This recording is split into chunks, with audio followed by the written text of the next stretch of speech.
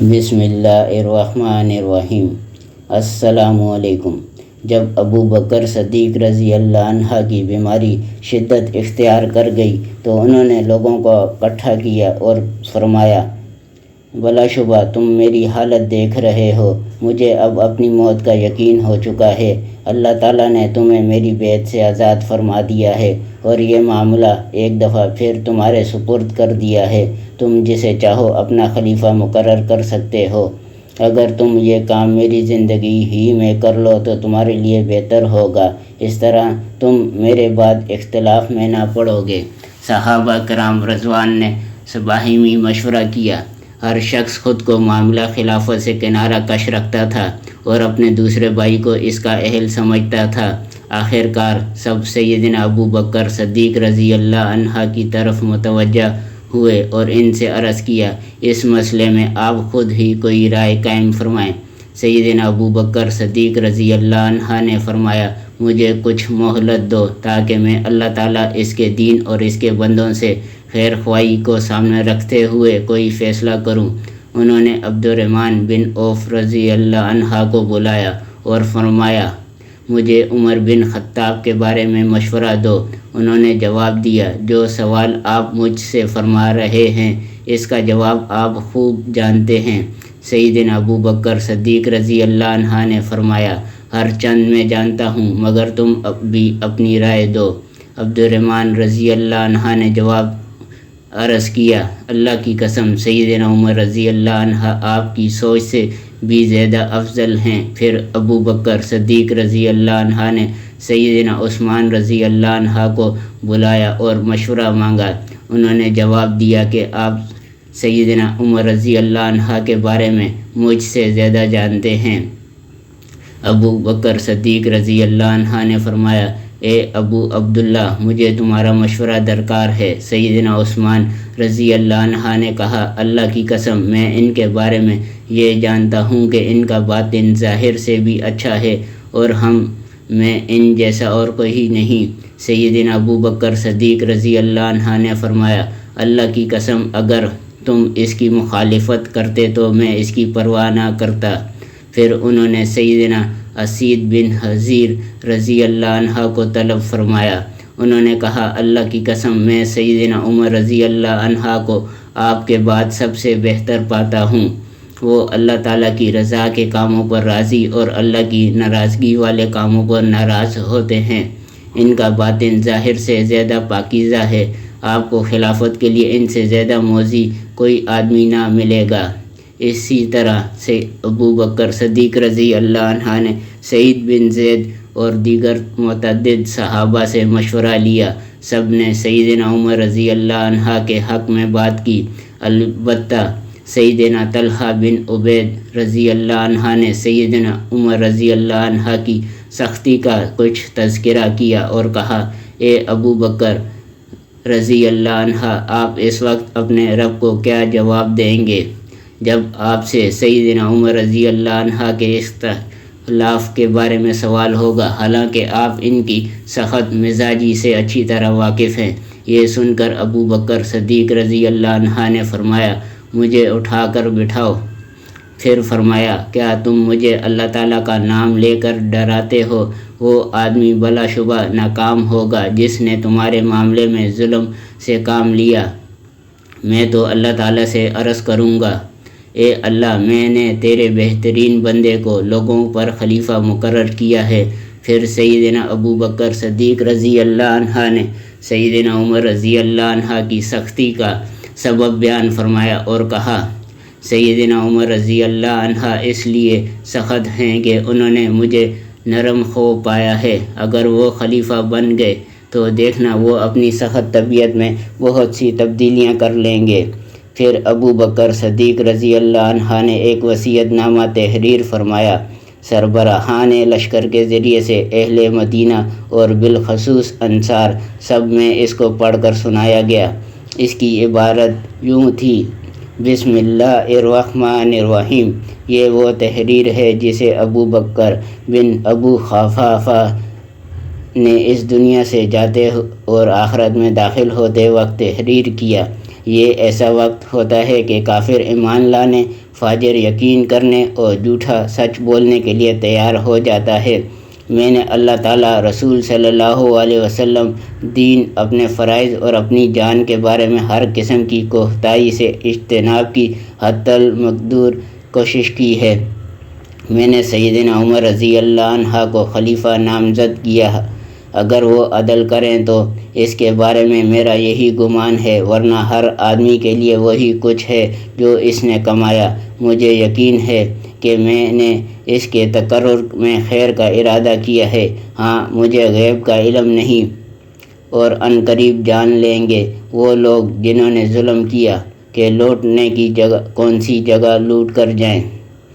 بلا شبہ سیدنا عمر رضی اللہ عنہ کا تقرر سیدنا ابو بکر صدیق رضی اللہ عنہ کی طرف سے امت کے لیے آخری وصیت اور بہت بڑی خیر خواہی تھی۔ ابو بکر صدیق رضی اللہ عنہ قبول اسلام سے پہلے ایک مالدار شخص تھے۔ انہوں نے دنیا کو اپنے سامنے سرنگو پایا، لیکن وہ اس کی طرف متوجہ ہی نہ ہوئے۔ وہ اپنی قوم کے فقر و فاقہ سے بھی باخبر تھے۔ لوگ اگر دنیا کی طرف متوجہ ہو جاتے تو اپنی خواہشات پر چل نکلتے، اسی طرح ان کا فقر تو مٹ جاتا، لیکن نتیجاً وہ ہلاکت کا راستہ اختیار کر سکتے تھے۔ یہ وہ راستہ تھا جس سے رسول صلی اللہ علیہ وسلم نے امت کو ہمیشہ محتاط رہنے کی تاکید فرمائی تھی۔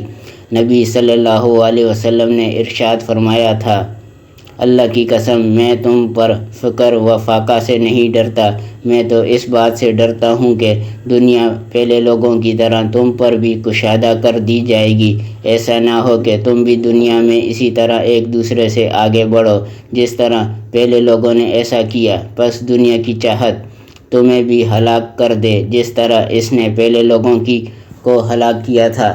سیدنا ابو بکر صدیق رضی اللہ عنہ نے لوگوں کو پہلے ایک بیماری سے خبردار کیا اور پھر سیدنا عمر رضی اللہ عنہ کی صورت میں ایک مؤثر دعا مہیا فرمائی۔ سیدنا عمر رضی اللہ عنہ ایک ایسے بلند پہاڑ تھے جب دنیا انہیں دیکھتی تو نا امید ہو کر پیٹ پھیر لیتی تھی۔ بلا شبہ یہ وہ عظیم انسان تھے جن کے بارے میں نبی صلی اللہ علیہ وسلم نے ارشاد فرمایا تھا، اے خطاب کے بیٹے، قسم ہے اس ذات کی جس کے ہاتھ میں میری جان ہے، شیطان تجھے جس راستے پر چلتا ہوا دیکھ لیتا ہے وہ اس راستے سے کترا کر دوسرا راستہ اختیار کر لیتا ہے۔ سیدنا عمر رضی اللہ عنہ کی شہادت سے امت میں بہت بڑے فتنوں کا دروازہ کھل گیا۔ سیدنا ابو بکر صدیق رضی اللہ عنہ کی فراست بہت دور تک دیکھی رہی تھی۔ انہیں کمر توڑ دینے والے واقعات کا اندازہ تھا۔ انہوں نے ان کا مقابلہ کرنے کے لیے سیدنا عمر رضی اللہ عنہ جیسے جری انسان کو خلیفہ مقرر فرمایا۔ عبداللہ بن مسعود رضی اللہ عنہ فرماتے ہیں، لوگوں میں سب سے زیادہ سمجھدار اور صاحب فراست 3 افراد تھے۔ ایک تو وہ لڑکی تھی جس سے موسیٰ علیہ السلام کی کنویں پر ملاقات ہوئی۔ اس نے کہا تھا، اے ابا جان، انہیں اجرت پر رکھ لیجئے، کیونکہ سب سے بہتر شخص جسے آپ اجرت پر رکھیں طاقتور امانت دار ہی ہے۔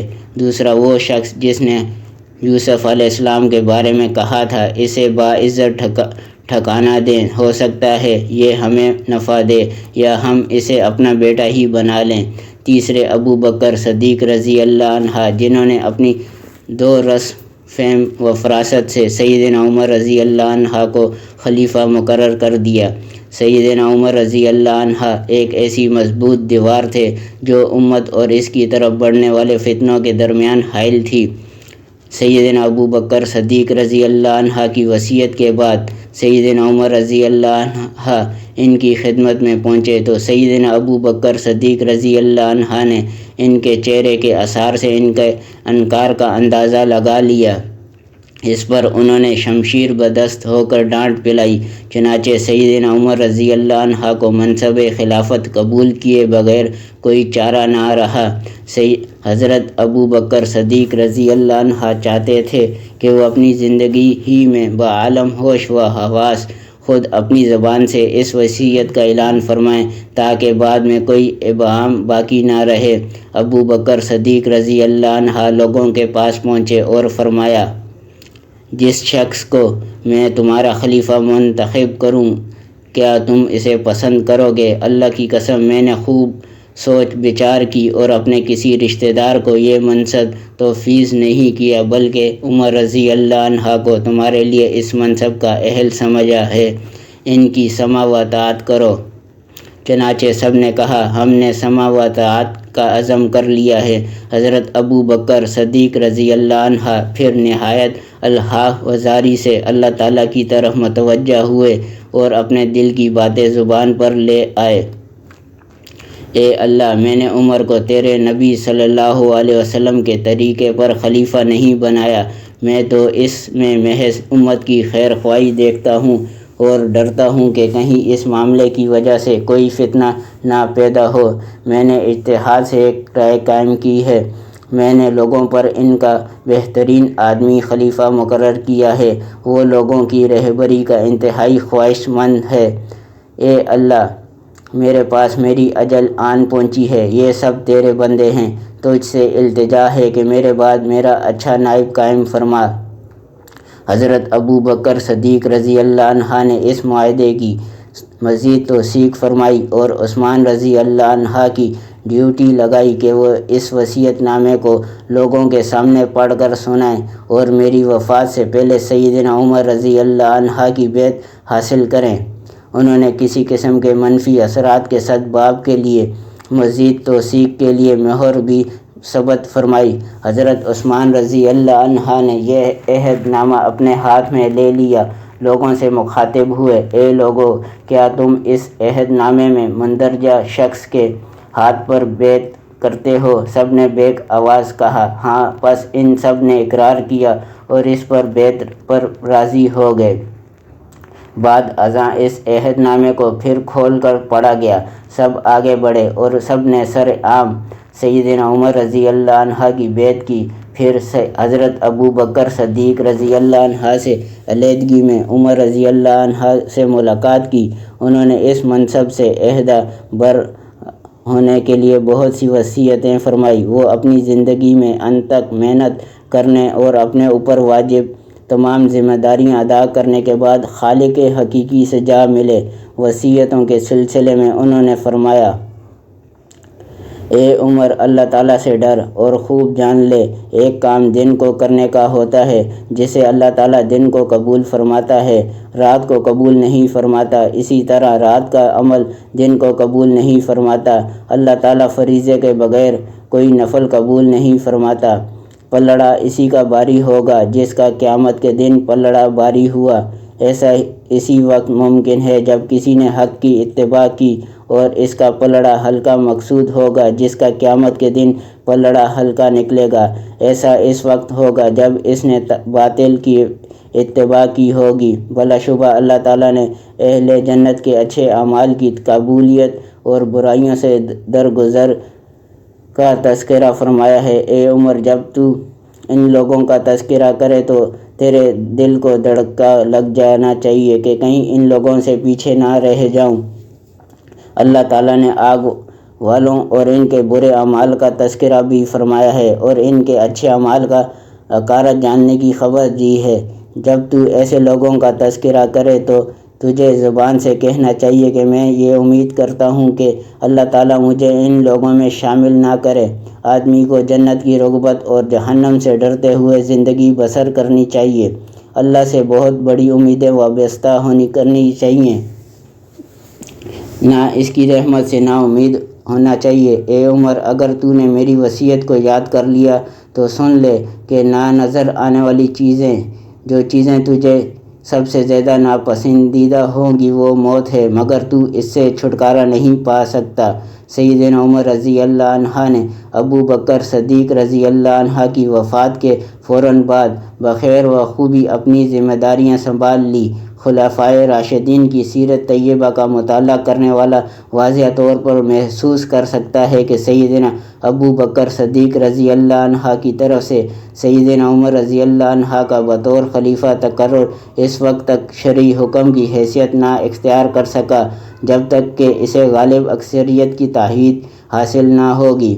خلافت کا معاملہ اس وقت زیر بحث آیا جب سیدنا ابو بکر صدیق رضی اللہ عنہ نے لوگوں کو پیشکش کی کہ وہ اپنا خلیفہ منتخب کر لیں، تو لوگوں نے یہ معاملہ خود انہی کے سپرد کر دیا اور کہا جو آپ کی رائے وہی ہوگی وہی ہماری رائے ہوگی۔ حضرت ابو بکر صدیق رضی اللہ عنہ نے اس وقت تک کوئی حتمی فیصلہ نہ فرمایا جب تک کہ آپ نے جلیل القدر صحابہ کرام سے بھی مشورہ نہ کر لیا۔ ہر ایک سے انفرادی مشورے کے بعد جب انہوں نے محسوس فرمایا کہ سیدنا عمر رضی اللہ عنہ کے نام پر سب متفق ہیں تو انہوں نے سیدنا عمر رضی اللہ عنہ کے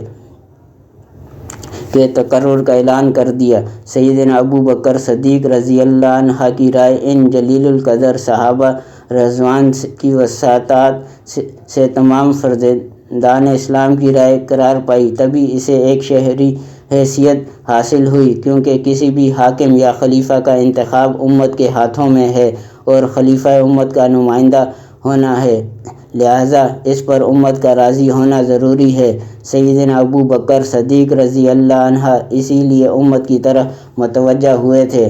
انہوں نے فرمایا، کیا تم میرے مقرر کیے ہوئے خلیفہ سے متفق ہو؟ اللہ کی قسم، میں اپنی رائے قائم کرنے کے لیے بڑی محنت سے کام لیا ہے۔ میں نے اپنے کسی رشتہ دار کو خلیفہ منتخب نہیں کیا، میں نے سیدنا عمر رضی اللہ عنہ کو اس منصب کے لیے منتخب کیا ہے، لہٰذا تم آئندہ اسی کی سماع و اطاعت اختیار کرنا۔ اس پر سب نے یک زبان ہو کر کہا تھا، ہم ان کی سماع و اطاعت پر کاربند رہیں گے۔